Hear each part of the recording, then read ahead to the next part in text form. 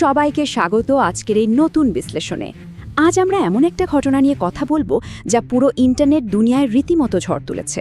একবার কল্পনা করা যাক, একটা বিশাল কবরস্থান, সারি সারি অসংখ্য কবর, কিন্তু আকাশ থেকে অঝোর ধারায় বৃষ্টি পড়ছে ঠিক একটা মাত্র নির্দিষ্ট কবরের ওপর। অবিশ্বাস্য লাগছে শুনতে? হ্যাঁ, পাকিস্তানের একটি ভাইরাল ভিডিও নিয়ে আজ আমরা ঠিক এই তদন্তটাই করতে যাচ্ছি। এর পেছনে সত্য, মানুষের বিশ্বাস আর বিজ্ঞানের ব্যাখ্যা সবকিছুই আজ আমরা ধাপে ধাপে বোঝার চেষ্টা করব। তাহলে প্রশ্ন হলো, এটি কি আসলেই প্রকৃতির কোনো অলৌকিক ঘটনা, নাকি স্রেফ ক্যামেরার কারসাজি বা চোখের ভুল? যে কোনো অদ্ভুত ঘটনা সামনে এলেই কিন্তু আমাদের মনে এই দ্বন্দ্বটা শুরু হয়। একদল ভাবেন এটা কোনো ঐশ্বরিক ব্যাপার, আরেক দলের সন্দেহ নিশ্চয়ই কোনো ভিজুয়াল ট্রিক্স আছে। আমরা আজ কোনো পক্ষ নেব না, একেবারে নিরপেক্ষ দৃষ্টিকোণ থেকে শুধু প্রাপ্ত তথ্যগুলোর উপর ভিত্তি করে এই রহস্যের জট খোলার চেষ্টা করব।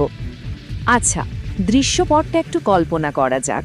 সময়টা গত এপ্রিল মাসের শেষের দিকে। পাকিস্তানের রাওয়ালপিন্ডির ধোক গুজরান কবরস্থান। সবেমাত্র একটা দাফন শেষ হয়েছে। ঠিক সেই মুহূর্তেই দেখা যায় একটা নির্দিষ্ট কবরের ওপর একেবারে মুষলধারে বৃষ্টি পড়ছে। আর সবচেয়ে অবাক করার মতো বিষয় কি জানেন?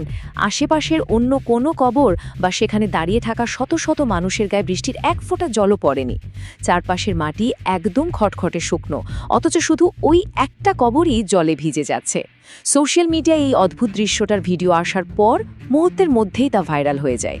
ইন্টারনেট এমন একটা জায়গা যেখানে মাত্র কয়েক সেকেন্ডের একটা ভিডিও নানা রকম বিশ্বাস আর প্রশ্নের জন্ম দিতে পারে। এই ঘটনাটা নিয়ে মানুষের মধ্যে একদম বিপরীতমুখী দুটো চিন্তাধারা তৈরি হয়েছে। একদিকে অনেক ধর্মপ্রাণ মানুষ এটাকে স্রষ্টার এক বিশেষ রহমত বা আশীর্বাদ হিসেবে দেখছেন।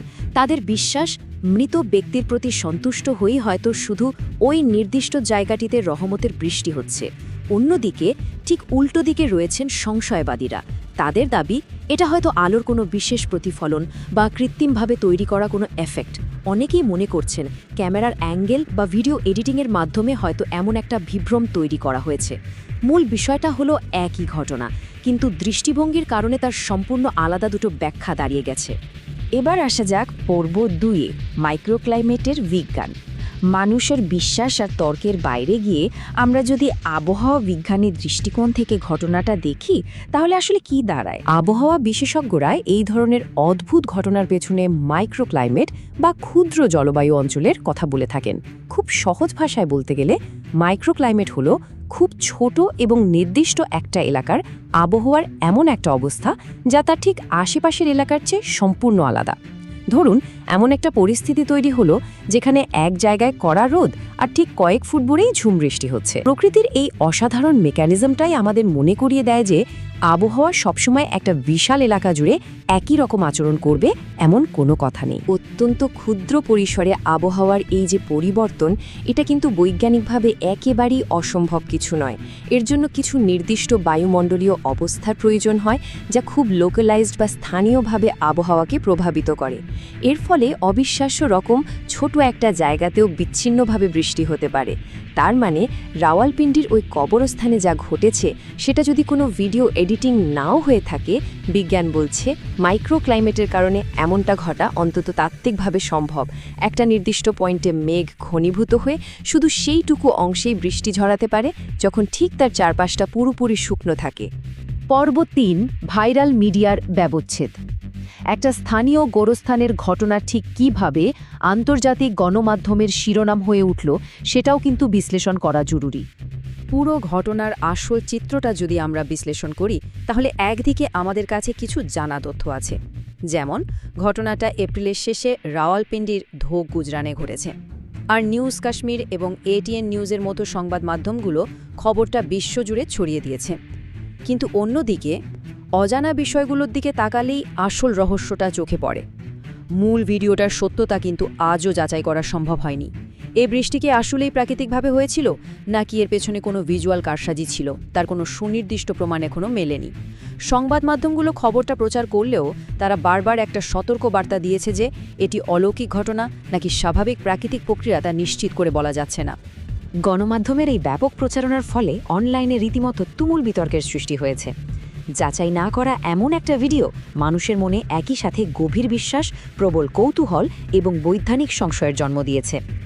ইন্টারনেট দুনিয়ায় তথ্য যাচাইয়ের আগেই কোনো কিছু ভাইরাল হয়ে যাওয়ার যে প্রবণতা, এটা কিন্তু তার একটা দারুণ উদাহরণ। একটা সাধারণ ভিডিও কিভাবে মানুষের ইমোশন এবং লজিক দুটোকেই একসাথে নাড়া দিতে পারে তা এই ঘটনা থেকে একদম স্পষ্ট বোঝা যায়। আর সব শেষে আমরা অত্যন্ত গভীর একটা প্রশ্নের সামনে এসে দাঁড়াই। দৈনন্দিন সাধারণ জীবনের মাঝে আমরা কেন সবসময় অলৌকিক কিছু খুঁজে পেতে চাই? রাওয়ালপিন্ডির ওই একটা মাত্র কবরে বৃষ্টি পড়ার ঘটনাটা হয়তো একদিন বিজ্ঞানের আলোয় পুরোপুরি পরিষ্কার হয়ে যাবে, অথবা হয়তো চিরকাল ইন্টারনেট দুনিয়ায় একটা রহস্য হয়েই থেকে যাবে। কিন্তু এই ঘটনাটা আমাদের নিজেদের মনস্তত্ত্ব সম্পর্কে একটা বিশাল আয়না তুলে ধরেছে। আমরা সবসময় সাধারণের মাঝে অসাধারণকে খুঁজতে ভালোবাসি। আমাদের চারপাশের এই পৃথিবীতে জানার এবং বোঝার এখনও যে কত কিছু বাকি, এই ছোট্ট ঘটনাটি যেন আমাদের সেই অসীম কৌতূহলের কথাই বারবার মনে করিয়ে দেয়। আজকের এই বিশ্লেষণটি আমাদের সবাইকে অন্তত এইটুকু ভাবতে বাধ্য করবে যে যা আমরা দেখি তার পেছনের সত্যটি হয়তো আমাদের ভাবনার চেয়েও অনেক বেশি বিস্তৃত।